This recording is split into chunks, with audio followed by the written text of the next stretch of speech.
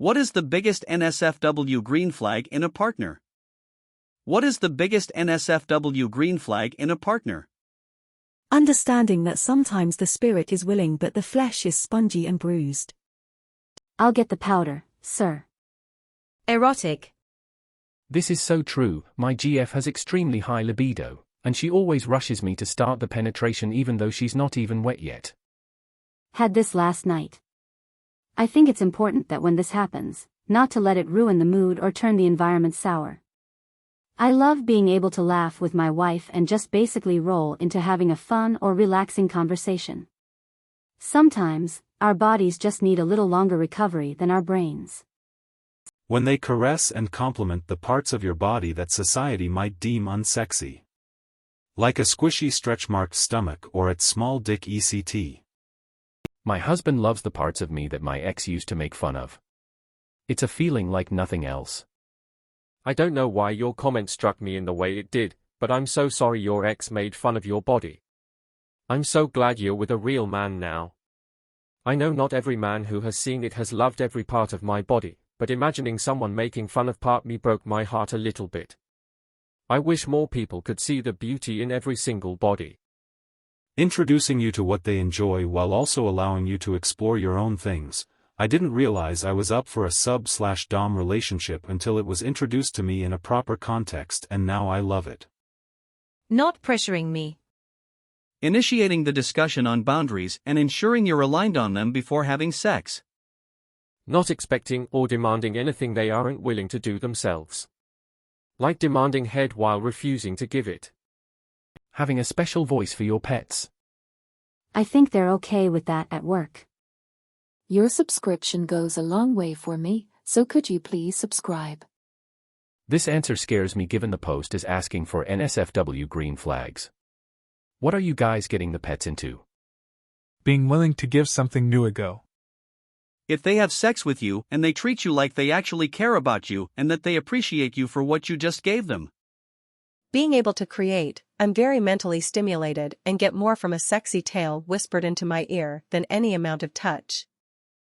When they continue speaking to me even if I am having a weird moment. Everyone remember, as you read these comments, the people talking about their sex lives here don't look the way you're picturing them looking in your head. When he said it's okay, and he'd slurp when my milk would leak all over while we're having sex. And then would ask if it's okay for him to just drink from the source. The flag of Libya during 1977, but someone came on it. They are willing to take care of you when you break both your arms. Genuine desire. When they accept your no's. You'd be surprised about how many people just ignore it, or push until you give in. Even more than just that. After I orgasm, I'm very sensitive. More often than not when I orgasm I tell someone, "Alright, stop. And I push their hand/head away, and they continue fingering/going down on me, and they say things like, "I'm not gonna stop till you orgasm again," thinking that's sexy or something. That's not sexy. I said stop. Like, the number of people who stop when I say stop is tragically low. Like 5%. I worked really hard at this for me because I've my boundaries disrespected in the past and I don't want to disrespect someone else's. But my current boyfriend does this thing where he says he doesn't want something because he doesn't want to inconvenience me, but he really wants the thing and his tone makes it very obvious. Yesterday, I was running an errand and he said he'd go with me and on the way back he said, I could really go for a milkshake, and I said, oh man, I wish you had said that before we just drove past Steak and Shake. It was going over an overpass, so to turn around would be a big thing and there were other places that sold milkshakes further down the road. So I asked if he wanted one from Sonic and he said, no, it's okay. And I said, do you want one from McDonald's? And he said, no, I'm fine. And I said, okay, where do you want me to go? And he said, I don't need a milkshake, so I just said, okay. And kept driving towards home. Then he started up with the, I really wish I had one though, and I pretty much said what I said at the beginning of this comment, and that if he wanted me to stop somewhere he needed to tell me where or else he wasn't going to get a milkshake. Then I suggested Cold Stone, and we got ice cream instead of a milkshake. Does he do that a lot? Do you get what he wants often? From this comment seems like he's being manipulative by waiting for you to read his lines and offer yourself to do what he wants without him having the need to ask you for things as you might ask him back. Just last night the wife and I went out for dinner and drinks, then came home all hot and horny. 20 minutes later in the bedroom and, "You can do anything you want to me but no anal tonight." Trust me, love, I had the same spicy food as you. Anal is the last thing on my mind, haha. But it's a boundary, it's been set, and it won't be attempted. I know she really enjoys anal, but if she ain't in the mood, she ain't in the mood. It's not hard to say. Cool, no worries, thanks for letting me know your boundaries for the night. And then get into it. In contrast, one of my biggest red flags I keep an ear open for is when a woman tells me no, I stop, and then they are confused why. Nupe. Abort. You know, if you like this video, you should let me know by hitting the like button. Totes. This is really important in the BDSM scene. There is a lot of abuse because if you are on the submissive end, you have to put a lot of trust in the other person and you make yourself extremely vulnerable. A lot of people, almost always men, but not always, will act sweet and caring until they have you tied up.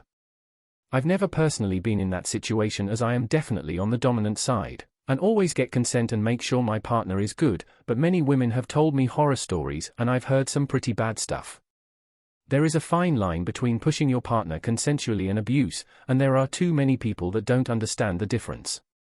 Always respect the safe word, people. No matter what. If you feel like your partner is using it too often or they're being a baby about it, then either find a new partner or deal with it. Pushing past the safe word should never be an option.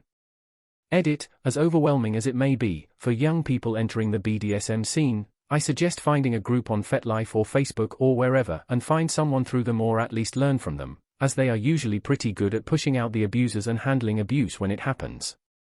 If they let you put your fingers in their mouth after fingering, then you know they're good for a lot more kinky shit.